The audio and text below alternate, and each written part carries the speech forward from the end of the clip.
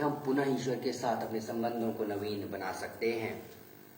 आइए तब हम सारे दिल से पश्चाताप करें ताकि हम इस मिस्सा बलिदान में योग्य रीति से भाग ले सके। हम स्वीकार करें कि हम में कमजोरियां हैं। हम यह माने कि हम बहुत सी बुराइयों से घिरे हुए हैं। आइए हम स्वीकार करें और सारे दिल से हम पश्चाताप करें।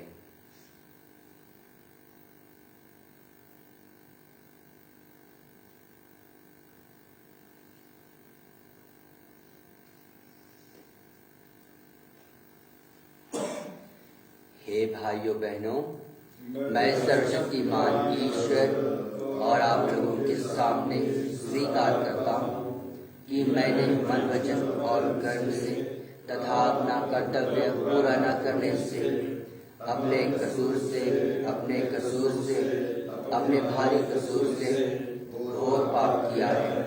इसलिए मैं नित्य कुंवारी धन्य मरियम से सब सर्वदूतों, संतों और आप लोगों से हे भाइयों बहनों विनती करता हूँ कि आप लोग मेरे लिए प्रभु ईश्वर से प्रार्थना करें।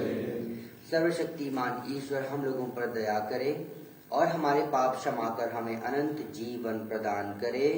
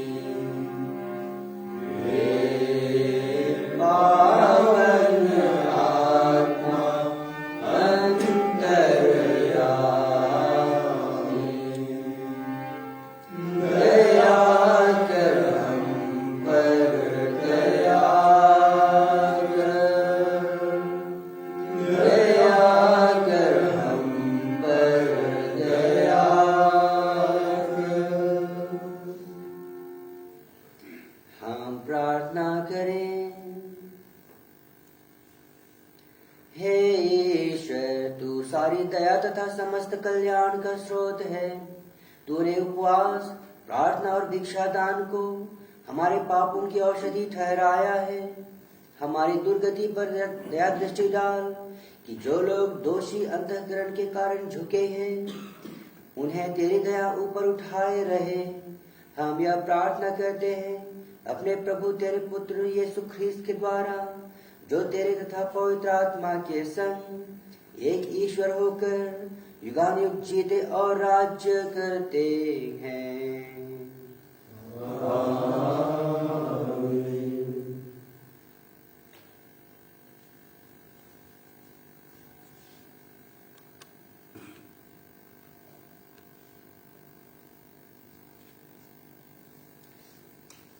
चालीसे का तीसरा इतवार, पहला पाठ, निर्गमन ग्रंथ, अध्याय 20, वचन संख्या 1 से 17 तक।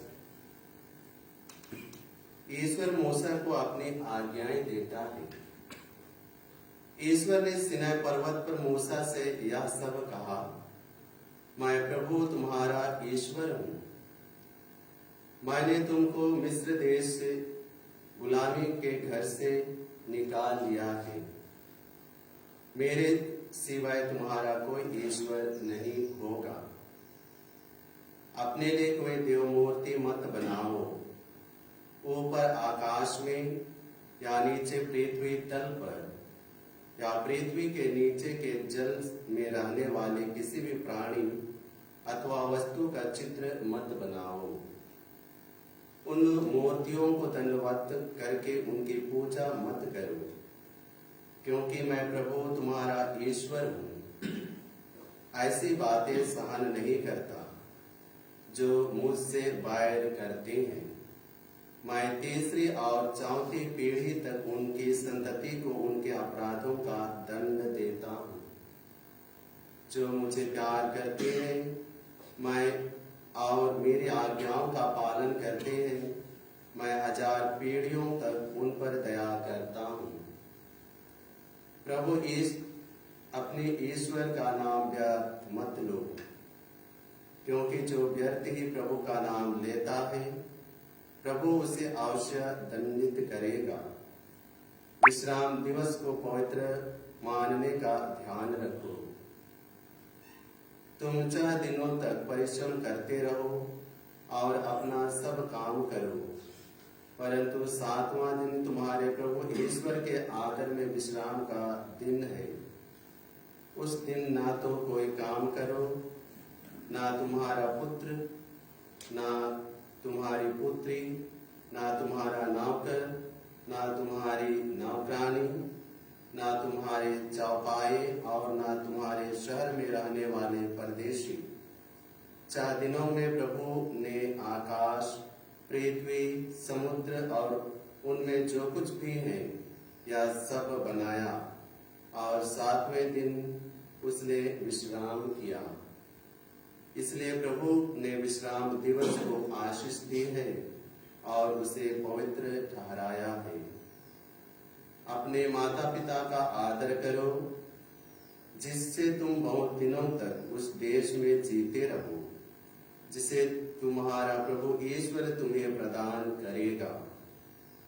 हत्या मत करो, व्यभिचार मत करो, चोरी मत करो, अपने पड़ोसी के विरुद्ध झूठी गवाही मत दो, अपने पड़ोसी के घर बार का लालच मत करो, ना तो अपने पड़ोसी की स्त्री का, ना उनके नौकर अथवा नौकरानी का, ना उसके बैल अथवा गधे का, उसकी किसी भी चीज का लालच मत करो। प्रभु की वाणी। ईश्वर को धन्यवाद। भजन अनुवाद किया। हे प्रभु, तेरे ही शब्दों में अनंत जीवन का संदेश है। हे प्रभु, तेरे शब्दों में अनंत जीवन का संदेश है। प्रभु का नियम सर्वोत्तम है, वह आत्मा में नवजीवन का संचार करता है। प्रभु की शिक्षा विश्वसनीय है, वह ज्ञानियों को समझदार बना देती है। हे प्रभु, तेरे ही शब्दों में अनंत जीवन का संदेश है। हे प्रभु, तेरे शब्दों में अनंत जीवन का संदेश है। प्रभु के उपदेश सीधे सादे हैं, वे हृदय को आनंदित कर देते हैं। प्रभु की आज्ञाएं स्पष्ट है, वे आंखों को ज्योति प्रदान करती है। हे प्रभु, तेरे ही शब्दों में अनंत जीवन का संदेश है। हे प्रभु, तेरे शब्दों में अनंत जीवन का संदेश है। प्रभु की वाणी परिशुद्ध है, वह अनंत काल तक बनी रहती है। प्रभु के निर्णय सच्चे हैं, वे सबके सब न्याय संगत हैं। हे प्रभु, तेरे ही शब्दों में अनंत जीवन का संदेश है। हे प्रभु, तेरे शब्दों में अनंत जीवन का संदेश है। वे सोने से अधिक वंचनीय है, परिकृष्ट सोने से भी अधिक वंचनीय है। वे मधु से अधिक मधुर है, छत्ते से टपकने वाले मधु से भी अधिक मधुर। हे प्रभु, तेरे ही शब्दों में अनंत जीवन का संदेश है। हे प्रभु, तेरे ही शब्दों में अनंत जीवन का संदेश है। दूसरा पाठ कुरिन्थियों के नाम संत पौलुस का पहला पत्र। पाठ का मूल वाक्य है, हम क्रूस पर आरोपित मसीह का प्रचार करते हैं, यह मनुष्यों के विश्वास में बाधा है, लेकिन ईश्वर के चुने हुए लोगों के लिए ईश्वर की प्रज्ञा है। भाइयों, यहूदी चमत्कार मांगते और यूनानी ज्ञान चाहते हैं, किंतु हम क्रूस पर आरोपित मसीह का ही प्रचार करते हैं, यह यहूदियों के विश्वास में बाधा है और गैर यहूदियों के लिए मूर्खता, किंतु मसीह चुने हुए लोगों के लिए, चाहे वे यहूदी हो या यूनानी, ईश्वर का सामर्थ्य और ईश्वर की प्रज्ञा है, क्योंकि ईश्वर की मूर्खता मनुष्यों से अधिक विवेकपूर्ण है और ईश्वर की दुर्बलता मनुष्यों से अधिक शक्तिशाली। प्रभु की वाणी। ईश्वर को धन्यवाद। जय घोष। ईश्वर ने संसार को इतना प्यार किया कि उसने उसके लिए अपने इकलौते पुत्र को अर्पित कर दिया। जो कोई उसमें विश्वास करता है उसे अनंत जीवन प्राप्त है। प्रभु आप लोगों के साथ हो और आत्मा के साथ भी। संत योहन के अनुसार पवित्र सुसमाचार। हे प्रभु तेरी महिमा हो। अध्याय 2 वचन संख्या 13 से 25 तक। इस मंदिर को ढाह दो और मैं इसे 3 दिनों के अंदर फिर खड़ा कर दूंगा। यहूदियों का पास्का पर्व निकट आने पर यीशु यरूशलेम गए। उन्होंने मंदिर में बैल, भेड़े और कबूतर बेचने वालों को तथा अपनी मेजों के सामने बैठे हुए सराफों को देखा। उन्होंने रस्सियों का कोड़ा बनाकर भेड़ों और बैलों सहित सबको मंदिर से बाहर निकाल दिया। सराफों के सिक्के चितरा दिए, उनकी मेजें उलट दी और कबूतर बेचने वालों से कहा, यह सब यहाँ से हटा ले जाओ, मेरे पिता का घर बाजार मत बनाओ।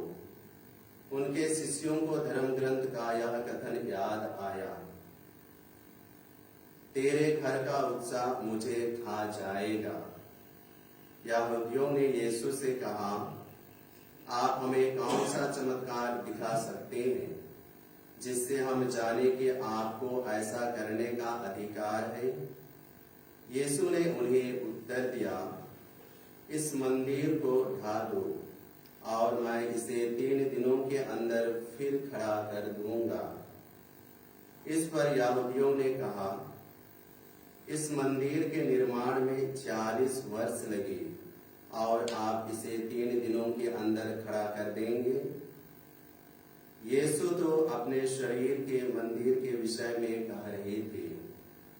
जब वह मृतकों में से जी उठे तो उनके शिष्यों को याद आया कि उन्होंने यह कहा था, इसलिए उन्होंने धर्म ग्रंथ और यीशु के इस कथन पर विश्वास किया।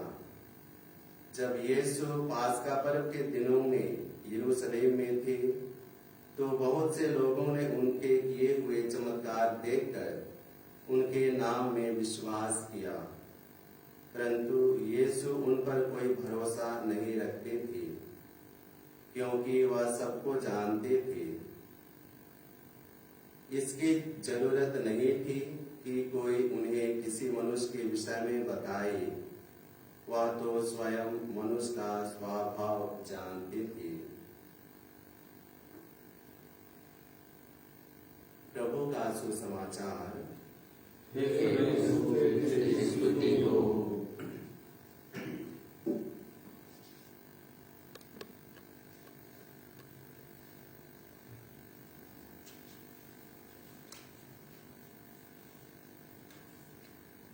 ख्रिस्त में आदरणीय पुरोहितगण, प्रिय माता पिता, भाइयों बहनों और प्रिय बच्चों,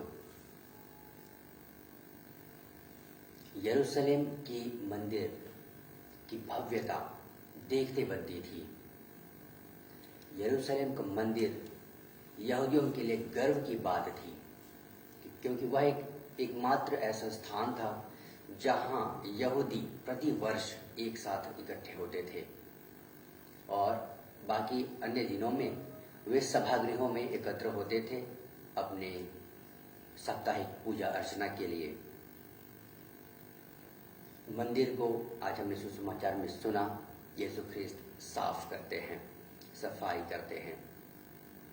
और यह मंदिर जहां लोगों ने इसे व्यवसाय का अड्डा बना लिया था, जहां लोग लेन देन शुरू कर लिए थे, इस समय मंदिर का जीर्णोद्धार का कार्य अपने चरम पर था और इसलिए मंदिर साफ सुथरा होना चाहिए था। लेकिन मंदिर में एक ऐसा परिसर हुआ करता था उन दिनों जहां गैर यहूदी लोग इकट्ठे होते थे और उस स्थान पर लोग पूजा अर्चना चढ़ावा के लिए कई तरह की सामग्रियों की बिक्री किया करते थे। और मंदिर का परिसर जो कि एक पवित्र स्थल होना चाहिए, शांत वातावरण होना चाहिए जहां लोग ईश्वर को अनुभव कर सकें, ऐसी परिस्थितियां होनी चाहिए। वहां लोग बाजार जैसी परिस्थितियां बना चुके हैं। प्रभु यीशु ख्रिस्त क्योंकि मंदिर के परिसर में किसी तरह का कोई हथियार या औजार ले जाना मना था, वह रस्सी का कोड़ा बनाते हैं और फिर लोगों को मार मार के वहां से भगा देते हैं।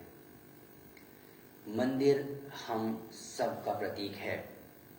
जिस तरह मंदिर ईश्वर का निवास स्थान है, ठीक इसी तरह हम में से हर एक जन, जैसे संत पौलुस कहते हैं, हर एक जन ईश्वर के मंदिर हैं, ईश्वर के निवास स्थान हैं। हम अपने इस शरीर रूपी मंदिर को जहां ईश्वर निवास करते हैं पवित्र बनाएं। प्रिय माता पिता, भाइयों बहनों, यह 40 का पुण्य काल है जब हम अपने इस शरीर रूपी मंदिर को फिर से नवीन बना सकते हैं, फिर से नया बना सकते हैं, जैसे वह उस समय था जब ईश्वर ने हमें प्रदान किया था। जैसे पवित्र, जितना पवित्र वह उस समय था जब हमने बपतिस्मा संस्कार ग्रहण किया था। जब हम अपने जीवन पर चिंतन करते हैं, हमें कभी कभी ऐसा लगता है कि हमारे जीवन में बहुत सारी पाबंदियां हैं। हम कुछ कर सकते हैं और हम कुछ नहीं कर सकते हैं। आज के पहले पाठ में हमने सुना, मूसा के द्वारा ईश्वर ने बहुत सारे नियम हमें दिए हैं, विशेषकर ये खास 10 नियम दिए हैं। और ये 10 नियमों में से पहले 3 ईश्वर और हमारे संबंध को मजबूत बनाए रखने के लिए हैं, ईश्वर और हमारे प्रेम को दर्शाने के लिए हैं। इसके ठीक समान बाकी 7 नियम ये हमारे अपने एक दूसरे के बीच में, पड़ोसियों के बीच में प्रेम संबंध को दर्शाते हैं और उन्हें मजबूत बनाए रखने के लिए सहयोग करते हैं। ये नियम और कानून क्यों हैं? हमारे देश में भारतीय संविधान है, बहुत सारे नियम कानून हैं जिसके आधार पर हमें आचरण करना पड़ता है। ठीक इसी तरह हमारी ख्रीस्ती धर्म की आचार संहिता है जो हमें नियम कानून सिखाती है। हमारे आचरण, हमारे कर्म कैसे होने चाहिए, हमारा ख्रीस्ती धर्म हमें बतलाता है। ये नियम, ये कानून इसलिए है ताकि हम अपने सही मार्ग से न भटक जाएं।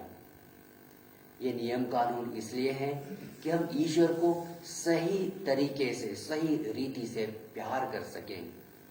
और ये नियम कानून इसलिए हैं कि हम यह अनुभव कर सकें कि ईश्वर हमें प्यार करते हैं। कई बार हमें ऐसा लगता है ईश्वर की किसी विशेष कृपा को प्राप्त करने के लिए हमें इतनी मात्रा में पर्याप्त त्याग, तपस्या या फिर दान पुण्य का काम करना है और ईश्वर की वो कृपा हमें मिल जाएगी। यह हमारी गलत फहमी है कि हम ईश्वर के सामने भी लेन देन की बात करते हैं, लेन देन की बात सोचते हैं, जैसा मंदिर में उन दिनों हुआ करता था। वहां पर लोगों के पास मेनू कार्ड रहता था। यदि आपने ये पाप किया है, ये दंड मोचन करना है, ये काम है, ये चढ़ावा चढ़ाना है, सब कुछ निर्धारित कर दिया गया था। ईश्वर की कृपा को प्राप्त करने के लिए आपको इतना कुछ काम करना है, इतना दान चढ़ाना है। ऐसा नहीं है। जब हम ईश्वर के साथ अपने संबंध मजबूत बनाते हैं, ईश्वर के प्रेम में हम वापस लौटते हैं, हम स्वयं अपना रास्ता बनाते हैं कि हम ईश्वर की कृपा को पा सकें। लेकिन ईश्वर के सामने लेन देन की बात बिल्कुल नहीं होती। ईश्वर हमारे पिता हैं, वो जानते हैं कि हमारी आवश्यकता क्या है और हमारी आवश्यकता के आधार पर अपनी कृपा के भंडार से हमें देने के लिए निरंतर वो तत्पर रहते हैं, तैयार रहते हैं। जिस तरह संत पौलुस कहते हैं, हमारा शरीर रूपी मंदिर जिसमें पवित्र आत्मा निवास करता है, इस मंदिर को हम पवित्र बनाएं। अपने मन, वचन और कर्म से हम अपने आप को शुद्ध बनाएं। इस 40 के काल में हम चिंतन करें कि हमारे जीवन में कौन सी बुराइयां हैं जो इस शरीर को ईश्वर का निवास स्थान, ईश्वर का मंदिर बनने से रोकती हैं। हम उन्हें उखाड़ फेंकें। यही वह समय है जब हम अपने जीवन को परिवर्तन करते हैं, वापस ईश्वर की तरफ लौट आते हैं। इसी के साथ हम यह भी सोचें, हमारे पल्लियों में जहां कहीं भी हम रहते हैं, हमारे पल्ली में एक गिरजाघर है। यह गिरजाघर ईश्वर का निवास स्थान है, ऐसा हम विश्वास करते हैं। और यही इसी गिरजाघर में आते ही हम ईश्वरीय उपस्थिति का अनुभव करते हैं। यह एक भवन मात्र नहीं, लेकिन यीशु ख्रिस्त का रहस्यात्मक शरीर है जिसके हम सब अंग हैं। जिस तरह शरीर के एक अंग में कष्ट या पीड़ा होने से पूरे शरीर को तकलीफ होती है, ठीक इसी तरह हमारे इस कलीसिया रूपी रहस्यात्मक शरीर में, शरीर के किसी एक अंग में यदि तकलीफ है तो पूरे शरीर को तकलीफ महसूस होनी चाहिए। अर्थात यदि हमारे भाई अथवा बहन अपने जीवन में किसी तरह की समस्या या तकलीफ का अनुभव करते हैं, इसका मतलब यह है कि उस कलीसिया के हर एक सदस्य को उस तकलीफ या समस्या का अनुभव कर सकना चाहिए। यदि ऐसा नहीं है तो शायद हम सही अर्थों में ईश्वर के शरीर, ईश्वर के यीशु ख्रिस्त के रहस्यात्मक शरीर रूपी कलीसिया के वास्तविक अंग नहीं है, क्योंकि हम एक दूसरे का दर्द नहीं समझते, क्योंकि हम एक दूसरे का कष्ट का अनुभव नहीं कर सकते हैं। हम एक हैं, एक ही कलीसिया के सदस्य हैं, क्योंकि हमारा ईश्वर एक है। यही ईश्वर हमारी कलीसिया को, हमारे शरीर को, हमारे जीवन को अपना निवास स्थान बनाना चाहते हैं। आइए हम सारे दिल से इस कलीसिया के पुण्य समय में प्रयत्न करें, प्रयास करें कि हम अपना जीवन ईश्वर के लिए पवित्र बना सकें, हमारी कलीसिया को ईश्वर के लिए पवित्र बना सकें, ताकि हमारा जीवन, हमारी कलीसिया ईश्वर के लिए पवित्र निवास स्थान बन सके।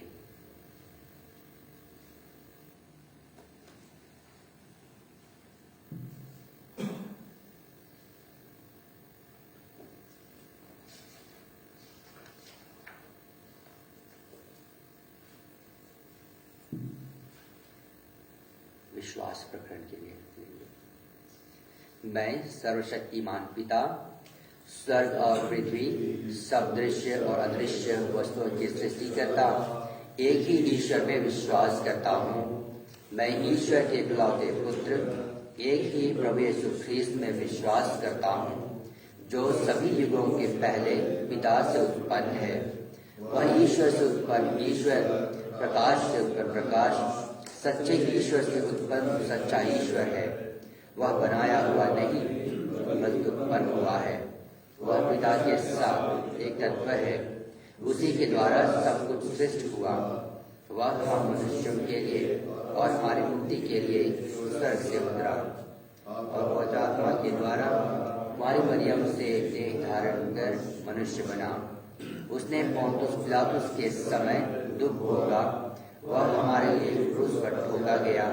वह मर गया और दफनाया गया और धर्म ग्रंथ के अनुसार तीसरे दिन फिर से जी उठा।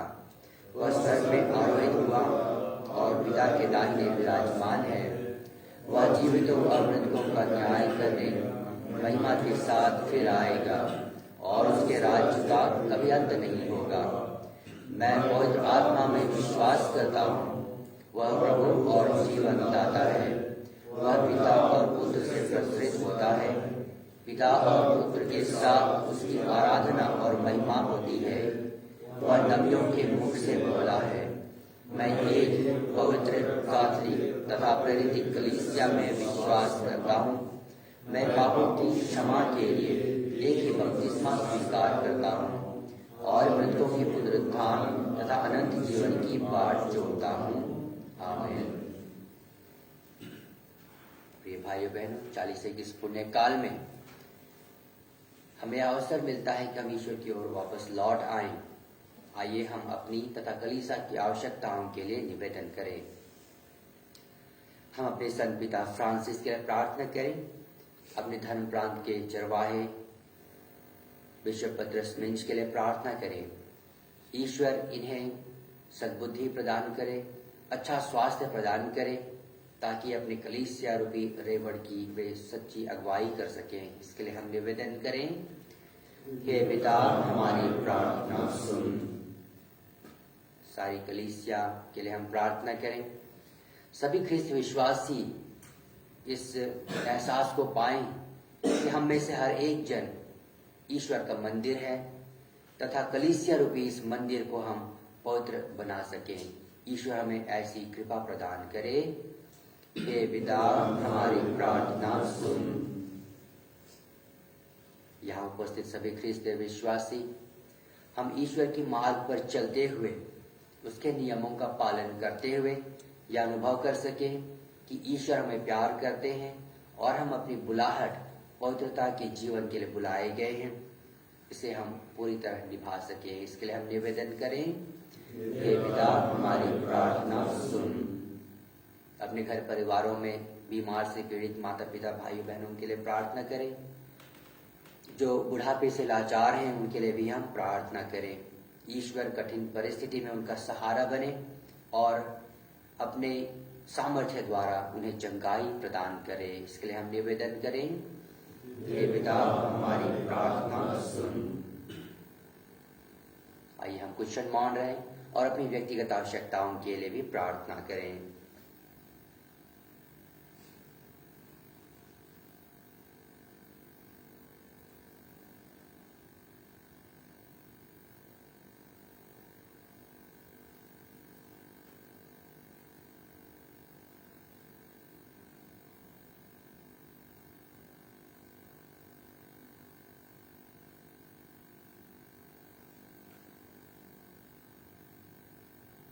हे प्रभु ईश्वर, तू जानता है कि हमारी आवश्यकताएं क्या है।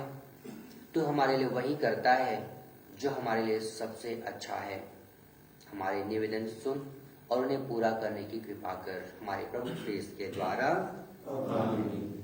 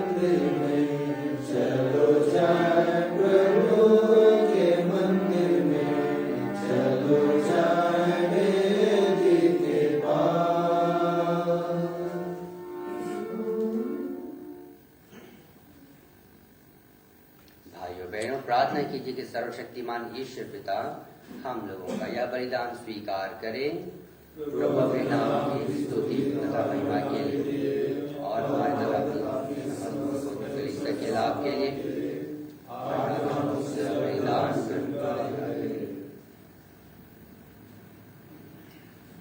हे प्रभु, पाप क्षमा के लिए तुझसे याचना करते हैं। इस बलिदान से प्रसन्न होकर हमें यह वर दे कि हम अपने भाई बहनों के अपराध क्षमा करें, हमारे प्रभु ख्रीस्त के द्वारा। प्रभु आप लोगों के साथ हो।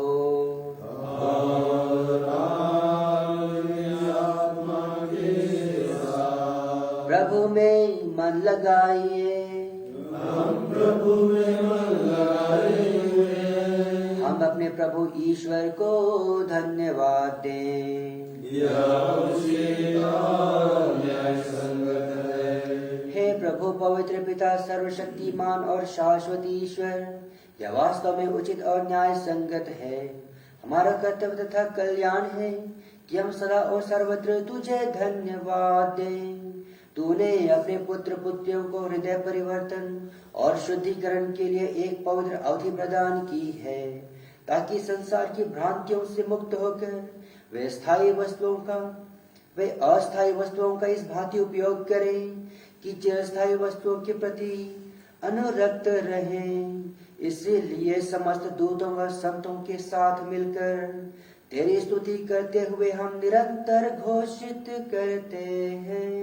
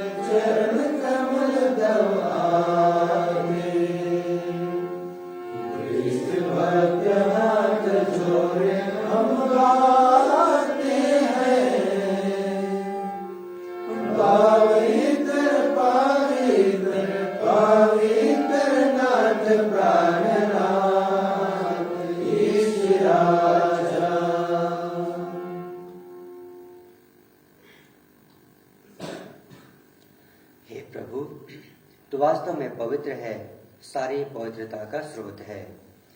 हम तुझसे प्रार्थना करते हैं, तो इन उपहारों को अपने आत्मा से संस्पर्श से पवित्र कर दे, कि ये हमारे प्रभु यीशु ख्रीस्त के शरीर तथा रक्त बन जाए।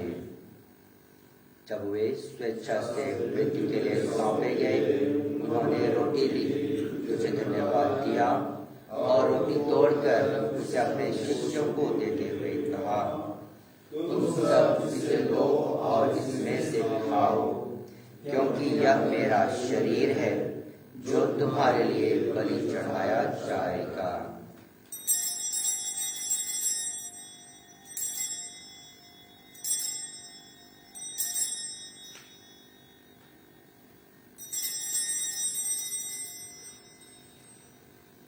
इसी भांति भोजन के बाद उन्होंने कटोरा लिया, तुझे धन्यवाद दिया और उसे अपने शिष्यों को देते हुए कहा, तुम सब इसे लो और इसमें से पियो, क्योंकि यह मेरे रक्त का कटोरा है, नवीन और अनंत व्यवस्थान का रक्त, जो तुम्हारे और बहुतों के पापों की क्षमा के लिए बहाया जाएगा।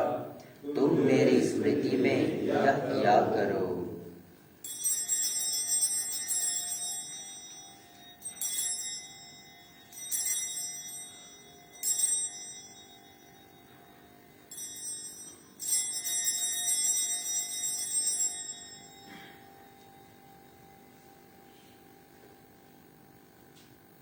विकल्प में से हम तीसरा लेंगे। विश्वास का रहस्य। हे विश्व के उद्धारकर्ता, हमारा उद्धार कर। तूने अपने क्रूस तथा पुनरुत्थान द्वारा हमें मुक्त किया है। इसलिए हे प्रभु, हम ख्रिस्त की मृत्यु और पुनरुत्थान की स्मृति में तुझे जीवन की रोटी और मुक्ति का कटोरा चढ़ाते हैं। हम तुझे धन्यवाद देते हैं कि तूने हमें अपने सम्मुख उपस्थित होने और अपनी सेवा करने का सौभाग्य प्रदान किया है।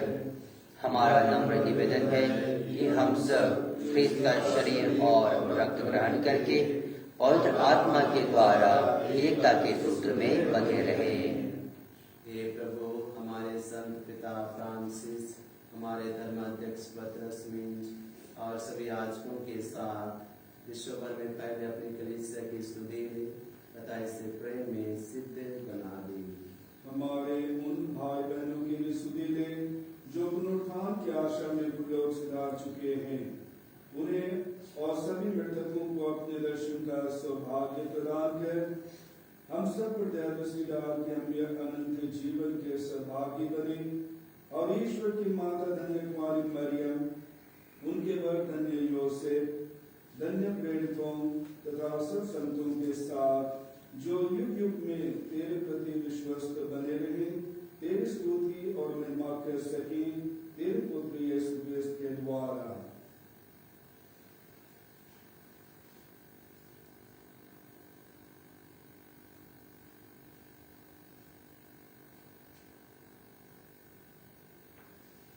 अपने शरीर रूपी मंदिर को हम ईश्वर के चरणों में समर्पित करें और ईश्वर का स्तुति गान करें, ताकि ईश्वर की स्तुति और महिमा करते हुए हमारा जीवन पवित्र बन जाए, ईश्वर का निवास स्थान बन जाए। इन्हीं प्रभु ख्रीस्त के द्वारा, इन्हीं के साथ और इन्हीं में हे सर्वशक्तिमान पिता ईश्वर पवित्र आत्मा के साथ सारा गौरव तथा सम्मान युगानुयुग तेरा ही है। आमीन।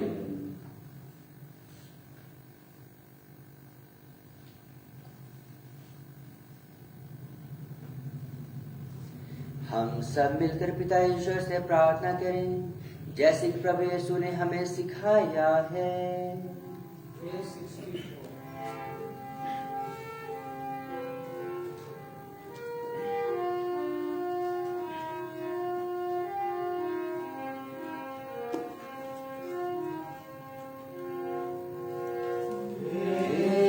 Piता जो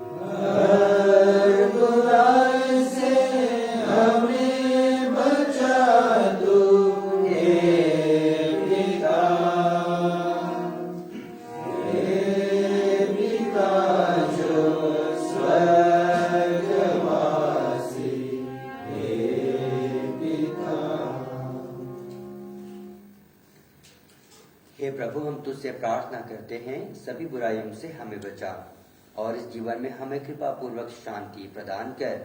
हम तेरे दया से सदा पाप से दूर और हर विपत्ति से सुरक्षित रहें और उस दिन की प्रतीक्षा करते रहें जब हमारे मुक्तिदाता यीशु ख्रिस्त फिर आकर हमारी धन्य आशा पूरी करेंगे। क्योंकि तेरा राज्य, तेरा सामर्थ्य और महिमा अनंत रहती है। हे प्रभु यीशु ख्रिस्त, तूने अपने प्रेरितों से कहा है, मैं तुम्हारे लिए शांति छोड़ जाता हूँ, अपनी शांति तुम्हें प्रदान करता हूँ। तू हमारे पापों पर नहीं, अपनी कलीसिया के विश्वास पर दृष्टि डाल और कृपा पूर्वक उसे शांति तथा एकता प्रदान कर। तू युगानुग जीता और राज्य करता है। आमीन। प्रभु की शांति सदा आप लोगों के साथ हो और आपकी आत्मा के साथ। परस्पर शांति अभिवादन कीजिए। हे ईश्वर के निर्णय तू संसार के पाप को लेता है, हम पर दया कर। हे ईश्वर के निर्णय तू संसार के पाप को लेता है, हम पर दया कर। हे ईश्वर के निर्णय तू संसार के पाप को लेता है, हमें शांति प्रदान करो।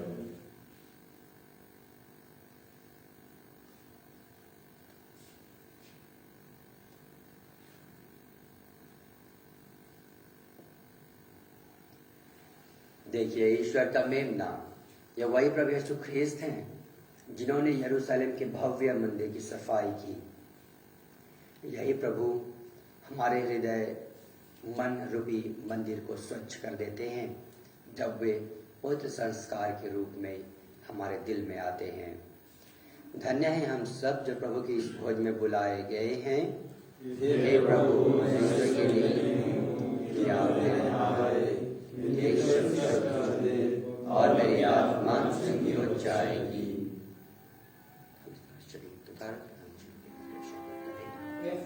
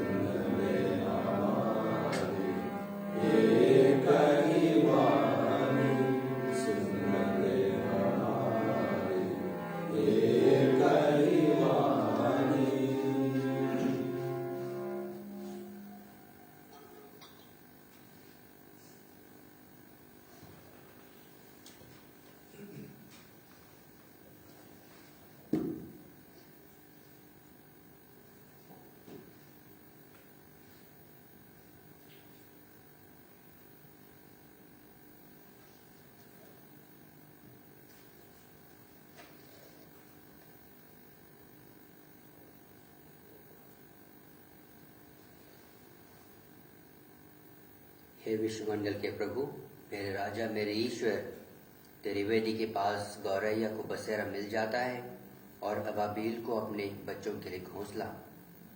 तेरे घर में रहने वाले धन्य हैं, वे निरंतर तेरा स्तुतिगान करते हैं।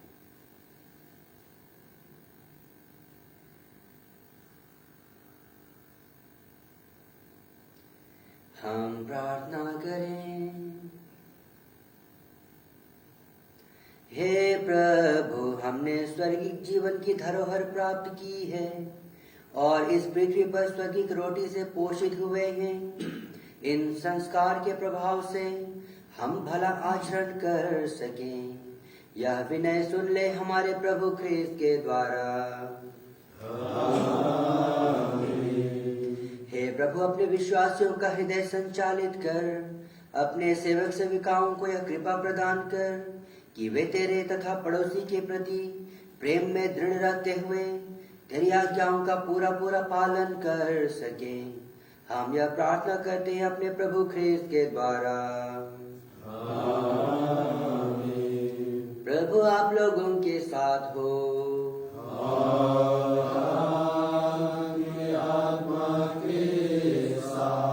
सर्वशक्तिमान ईश्वर पिता और पुत्र और पवित्र आत्मा आप लोगों को आशीर्वाद प्रदान करे। आप लोग विदा लें, मिसा संपन्न हुआ। को धन्यवाद।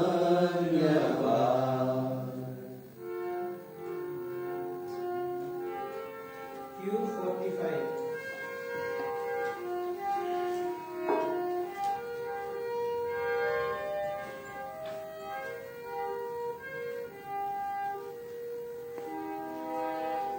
Maria